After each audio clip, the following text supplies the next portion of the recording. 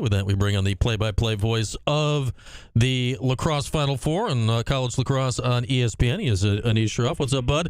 Good Final Four, it felt like. I don't know if it was an all-time classic Final Four after the quarterfinal weekend, but solid collection of games there.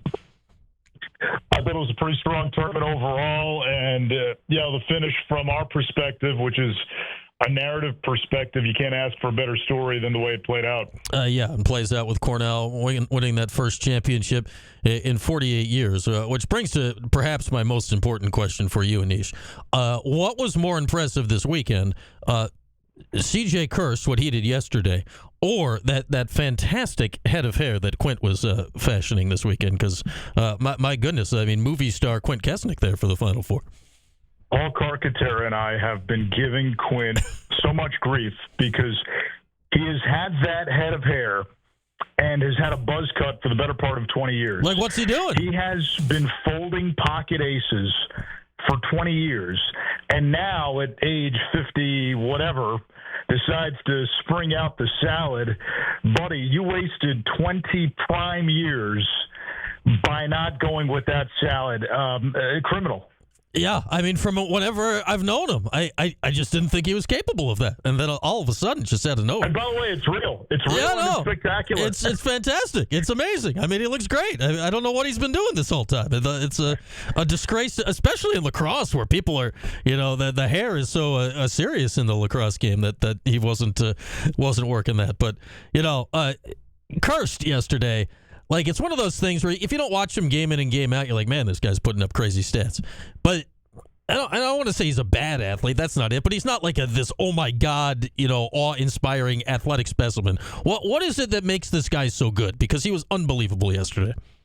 There's so much. I thought if you go back to the semis, the game where he got shut out, never was there a time where you felt he was forcing it. It wasn't his day. Alex Ross, the Penn State defender, has had his number for 3 games. There's just some matchups, right? Damian Davis back in the day used to give Mike Powell issues at times.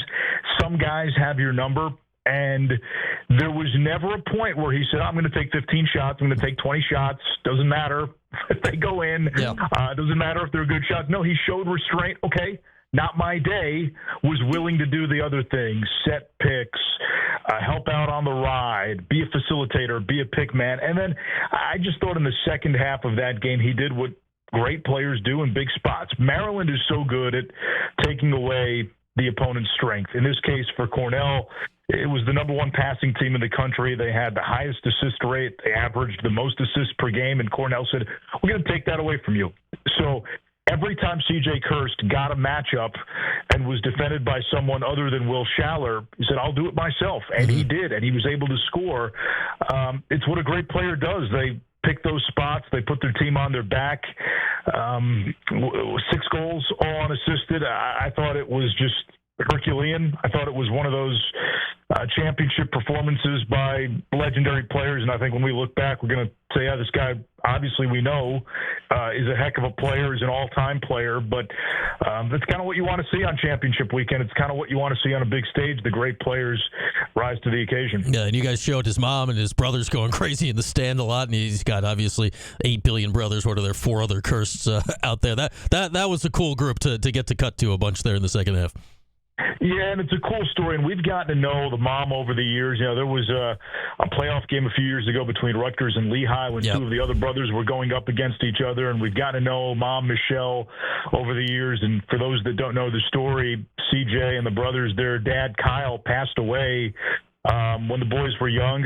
CJ was in middle school, and Mom Michelle raised all 5 boys basically on her own in South Jersey. And when you get to know them and meet them, as we have over the years and covering college and also in the PLL, great kids, great people. And, the one thing that kept on coming up when we talked to the Cornell players about C.J. Kirst was he's a great teammate. He's a great teammate. And I think Peter Gammons once said, in this business, you don't root for teams, but you do root for people. and it's a family that's very easy to root for. Yeah, you could hear in his post-game interview with Dana after the game. I mean, he's shouting out everybody, and he doesn't forget anybody that went into winning that thing. And Cornell's been chasing this for a long time, right? It's 48 years. You saw the emotion burst out of kind of everybody after the game. It just felt like all year, like if it wasn't your team that was going to win, like Cornell was a pretty good team to root for. I think so. And, Brian, you and I were in school together when the George Boyardi incident happened. That was, 2004. And, again, that was such a seminal moment for the program. It was Eamon McEnany losing him in 9/11. And, then the heartbreak just from an on-field standpoint in 2009 and 87, having been to the championship game 5 times since winning it all, losing all 5. And, people in Central New York know Cornell Lacrosse. They know the players that have come through there. Their pantheon of great players stacks up with almost anybody else in the sport. Mike French and McEnany, Tim Goldstein and Rob Pinnell and Jeff Teed and now C.J. Kirst. And there's others, right? Max Seabold. Seabold was a senior in that title game against Syracuse. So there's a storied history. This was a blue blood. This was one of the legacy programs in the sports. I think, again, you finally get to see them get to the mountaintop. There was a feeling of catharsis, I think, for anybody who probably ever wore a Cornell Lacrosse uniform. Yeah, we had Kark on, I don't know, 2-3 weeks ago. We were talking about that. And he said the cool thing about Cornell is that, like, when their alums get together, it's like the guys from the 70s are hanging out with the guys from, like, the 2000s, yes. which is not, I mean, it's just not how it goes at most places. We saw that in 2022 firsthand, where they had such a strong alumni group, and everybody feels it. We kind of live in a world now where, for a lot of younger folks, if it happened 10 minutes ago, it didn't happen. And for Cornell, past is always prologue. For the people wearing the uniform now, for the people who wore it 5 years ago, 10 years ago, 50 years ago. So it was a special moment, and you could feel it. It meant something for every guy who's ever played for that program. To be honest, it was a lot like what I remember when Maryland won it in 2017, after they had gone 45 years or so. They had last won it in, I think, 75, and had lost 9 times in the championship game. Every guy who had put on a Maryland uniform between 75 and 2017 felt pride in that national championship, and that's kind of what you felt with Cornell on Monday. And unfortunately for Syracuse, the streak's not that long, but it's getting closer than anyone that's ever worn orange would like, going back to 2009. What do you think Syracuse takes away from, you got back on the stage anyway, but you still saw how far you are from the top? I thought this was a good season for Syracuse. I thought from the very beginning, and I think we've talked about this too, I thought they were championship weekend good. Yeah. And were there moments where you thought maybe they're championship good? Yeah, but they never had the consistency this year that a Cornell had or a Maryland had. Those two teams in a year that was as chaotic as any were far and away the most consistent teams, week in, week out. Even Notre Dame lacked consistency, where they'd have these long scoring spurts, and sometimes within the course of one game they looked like a champion, and then they looked like a team that could get bounced in round one. And I thought Syracuse, again, had their moments. I always thought championship weekend was a very reasonable expectation for this team. The reality is they probably hit their ceiling, and there's nothing wrong with that. I think that was kind of the plan. And, it's easy to be prisoner in the moment and say, well, they should have done this, they should have done that. If you kind of zoom out and you take the telescope view and you look at what Gary Gate inherited, what he did in year 1 to year 2, quarterfinal in year 3, champ weekend in year 4. Are they ahead of schedule? No, but I would say they're on schedule. Yeah, and I think it's been a pretty defined schedule, right? Especially it's all centered around this one recruiting class, right? That is now juniors and going to be seniors when you look at Joey Spallina and everybody that's with them. And I guess when I look at Syracuse this year, Anish, and Anish Shroff is with us, and I look at Cornell showed this weekend to me anyway, like they didn't win those 2 games like the way they necessarily prefer to win. Like they didn't get to play the free-flowing Cornell style lacrosse, and yet they won both games. Syracuse, save for, and you were there for the ACC tournament when they beat Duke. Like, that was maybe the one game all year that Syracuse won, out of their own comfort zone. They still haven't necessarily, shown that ability to win in a lot of different ways. And that's sort of that last piece, right? Can you win when your star player goes 0-0? Yes. Can you win when Richmond had an unbelievable game plan and took you out of your offensive flow? Yes. Can you win with secondary scoring? They did. Second midfield, long poles, face-off goals. I thought the one thing about Cornell that popped out was their defense and their short stick D-middies, their rope unit. To be honest, I thought it was a question going into the tournament because, again, if you watch them in the Ivy League tournament, they didn't look all that good defensively. And the Ivy League we knew was a great offensive league this year with the exception of Penn. Yale had a really good offensive team. Princeton had a really good offensive team. Harvard had a really good offensive team. So maybe that was part of the equation. They got into the playoffs. Their scoring was down. Their numbers were depressed offensively, and yet I thought they looked the part defensively. Maryland could not win a matchup in the half-field offense against Cornell. I thought their short-stick D-middies from the Ivy League tournament to championship weekend took an exponential leap. And, again, you have to have that to find different ways to win. They had a game where their goalie didn't play all that well in Richmond. He made 5 saves, and they still find a way to win. It's kind of like the NCAA tournament in basketball. Can you win the game where you shoot 33% from the field? Cornell showed you they can because they're a great team. Yeah, some years, Notre Dame last year, there's a team that, you're just not going to touch them. But that was not this year. I mean, Cornell found their way through the tournament this year. Anish Shroff with us. And then that's the question, right? Can Syracuse do it next year? We know they're bringing back a ton, with this junior class in Spallina, and he's obviously going to be the center of the storyline as he always is. Do you sense this group has it in them to make that next step next year? Again, there's a lot to be seen. I think they are on the short list of teams, right, to get back to championship weekend. But you lose Owen Hiltz. You lose Sam English. Those are significant losses. They do bring back, I would say, a lot of quality pieces. And it starts with Spallina. I think it'll be interesting to see what they do in the transfer portal. I think it'll be interesting to see if, certain younger guys like a Peyton Anderson, for example, who I thought was a real difference maker. Can he take that next step? He looks like he can be a dude for Syracuse in 2026. Wow, 2026, that makes you feel old when you just say it out loud. It really does. But to me, this is going to be one of the 4 or 5 teams, I think, that going into the season, you kind of look at and say, yeah, they've got the pieces to make a run. I think North Carolina's got a chance to be really good next year. What does Notre Dame do post-Kavanaugh? Cornell, while they lose C.J. Kirst and Kelleher, I think we saw the baton passed on Championship Monday. Ryan Goldstein is going to be a heck of a player. He's a stud. And he is going to be a number 1 for Cornell, and they're going to bring him back. And, they still got Willem Firth back, and they've got a really good freshman coming in. So Cornell still has some pieces. Now they lose a lot of key seniors. Princeton, I think, should still be pretty good. You have to really dive into it, but I would have to put Syracuse on the short list of teams going into next year. And listen, you get the championship weekend this year. I think the expectation going into next year is at least get back. Yes, and we know the Orange fan base will handle it very well if they don't get back or don't win the title next year. Everything will be just fine. Anish, I really like the idea of this year is that the men's and women's Final Four were in the same place. How did that work from your experience of seeing it all there?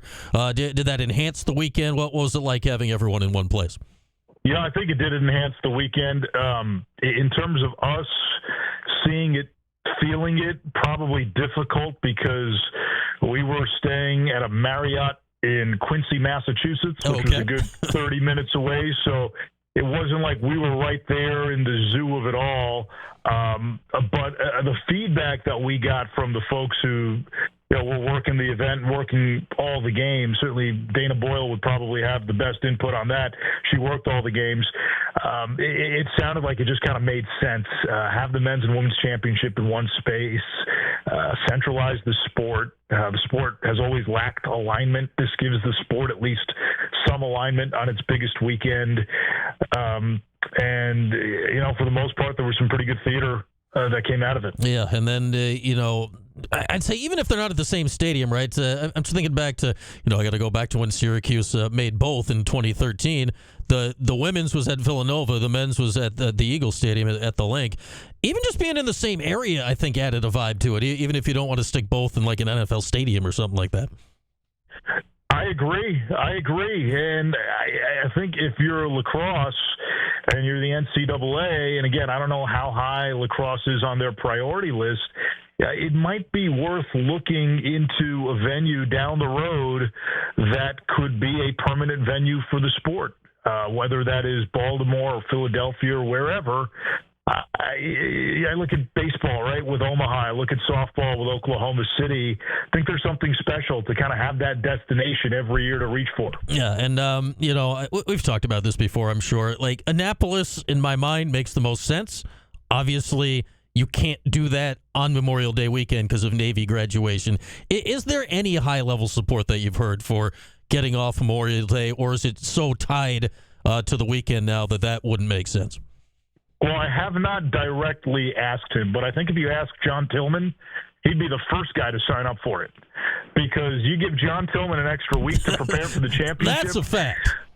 I think you're probably setting the over-under at 5.5 in terms of how many championships he's going to win over the next 10 years. Listen, I do think that the value in moving the championship game up a week is I just think you're going to get a better game. Yeah.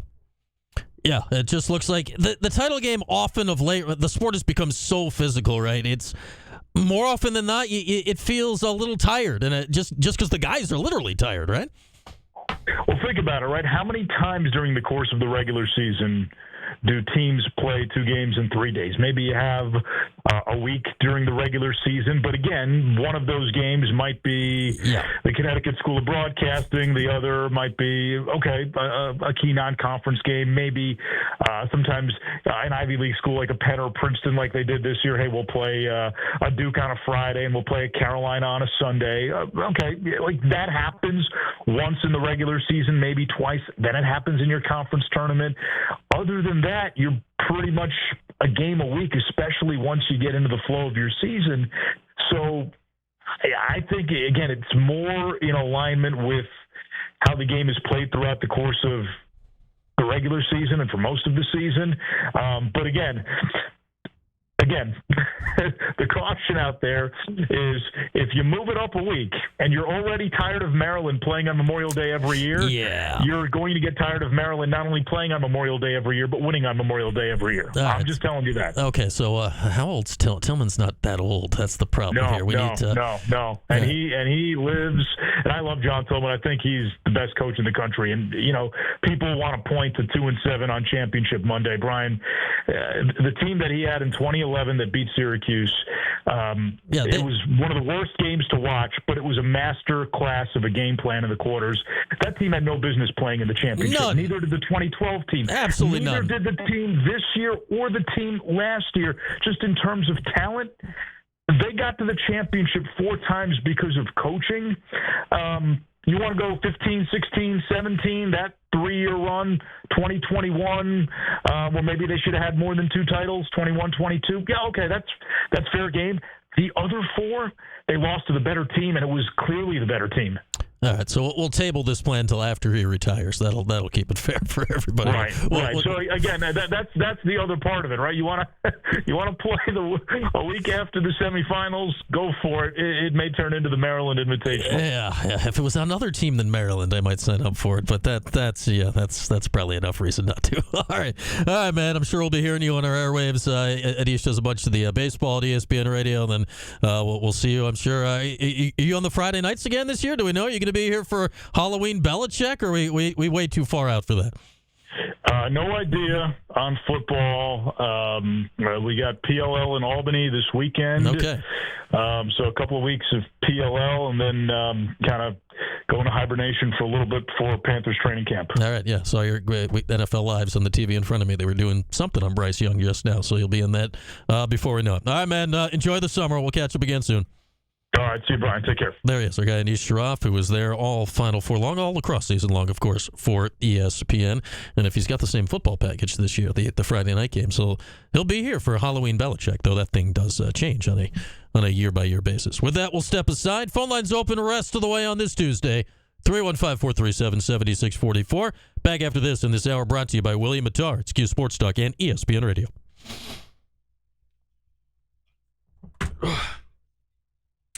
The thing is there, Kev, save for literally the hotel on site, like there's a hotel